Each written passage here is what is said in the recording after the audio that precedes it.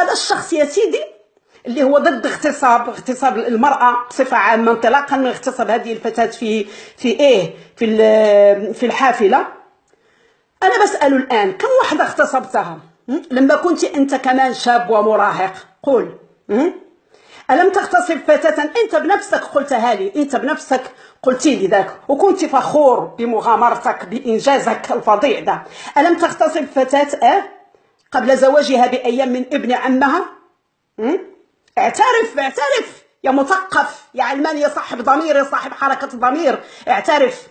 ألم تغتصبها؟ أفظع من ده كله، لأنك خلاص أنت جننتني بهذا البرنامج، بتصريحاتك، بافتخارك بنفسك في البرنامج، ولا حسيتي بأزمة الضمير أو قلتي لا أنا خلاص ما أبالغ، ولا خجلتي من نفسك، صرتي يعني تدلي بآرائك في العنف وفي الإسلاميين وفي الإرهاب وفي التحرش بالمرأة وبالبرامج الدراسية يعني عندنا المتخلفة جدا وما أعرفش إيه التنظير عندك يا أخويا أنت صاحبه، لكن في الفعل في الممارسة تفعل نقيض ما تقوله في كل منابر الإعلام. أقول شيء ولا أصمت؟ لا، ما دمت لا تخجل من نفسك ومن تناقضاتك ومن كذبك على الجميع. أنا أقول لك زنا المحارم نفسه ألم تمارسه؟ أنت عايزني أخرب كل مجتمعك، أخرب يعني أسرتك وأخرب عائلتك وقبيلتك ومدينتك وكل شيء. زنا المحارم ألم تمارسه هو نفسه؟ ألم تعاشر زوجة خالك وعشيقتك اللي هم حولك؟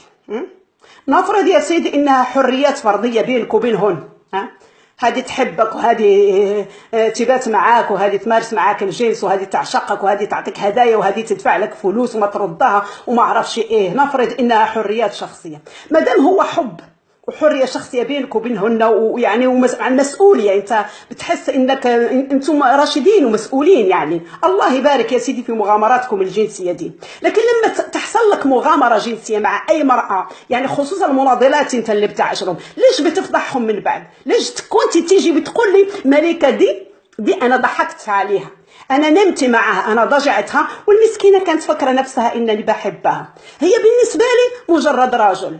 ثم حتى المناضلات اللواتي يناضلن معك، كم مرة قلت إنهم مش ممكن يناضلوا معي، يعني حتى حق المرأة في المشاركة، في المشاركة يعني في الحياة الاجتماعية، في الحياة السياسية والثقافية، في النضال في الشارع، كنت لا تحبه، كنت تستنكر وجود هؤلاء النساء معك الذين يستغلون كما تقول يعني اسمك عشان يظهروا إلى جانبك ويشتهرون هم كمان معك، لأنهم بيكونوا معك، يكفي يكونوا معك.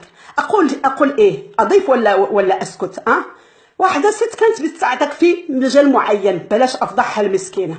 اول شيء قلت لي عنها لما تعرفت بها وتعرفت بك انت، قلت انك ضجعتها، بأنك تسللت إلى جسدها واستمتعت بها ثم تركتها، وكانت تلك هي المرة الأولى والأخيرة، وهي المسكينة لسه لحد الآن تفتكر إنك بتحبها.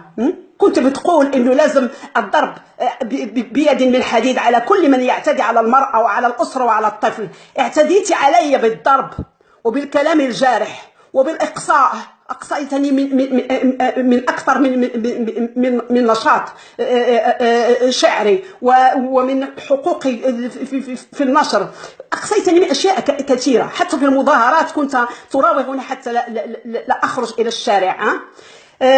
أقول إيه، ده خليتني يا سيدي أنا مصدومة، ما صرت أعرف أقول إيه. يعني العنف ضد الأسرة اللي أنت بتستنكره، أنت مارست العنف ضد أسرتي، خربت بيتي، كنت تتحرش بي ليل نهار حتى مع الفجر كنت تتحرش بي، حتى أن زوجي الملعون ده، طريق الملعون ده هو كمان وصل له خبر، لكن ما كانش راجل، لو كان راجل كان راح لك وخنقك من شرايينك كلها، لكن هو ما كان راجل وانت ما كنت راجل.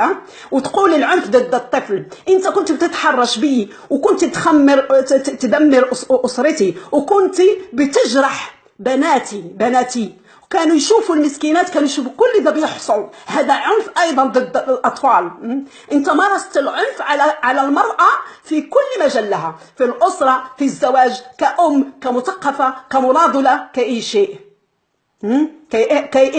كأي إنسان محترم ويحترم نفسه وبيحب الإنسانية وعايز يغير مجتمعه لما هو أحسن. والآن تيجي لهذا البرنامج هي الحدث وتقول حرام نمارس. هؤلاء الشبان هم ضحايا مجتمع، ضحايا تربية، ضحايا سياسة للدولة فاشلة في التربية. ما فيش فشل، هذا الفشل كله يرثوه الكل يرثه منك انت اللي لازم تدخل مستشفى الامراض العقليه والنفسيه. انت المريض اللي صرت بتدمر المجتمع كله، وبعدين تيجي وتقول للاسلاميين انهم هم عايزين يخلوا المجتمع متخلف.